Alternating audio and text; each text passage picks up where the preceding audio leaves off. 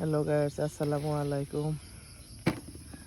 তো কালকে অনেক ঝড় হয়েছে আমাদের এদিকে।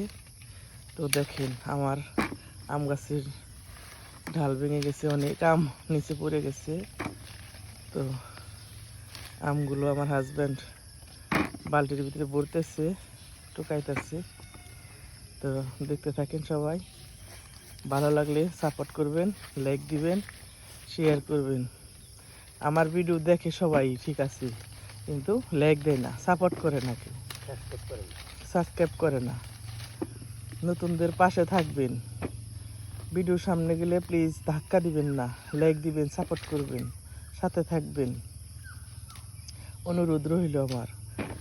আমি মহিলা মানুষ, বয়স্ক মানুষ, আমি কষ্ট করে ভিডিও করি।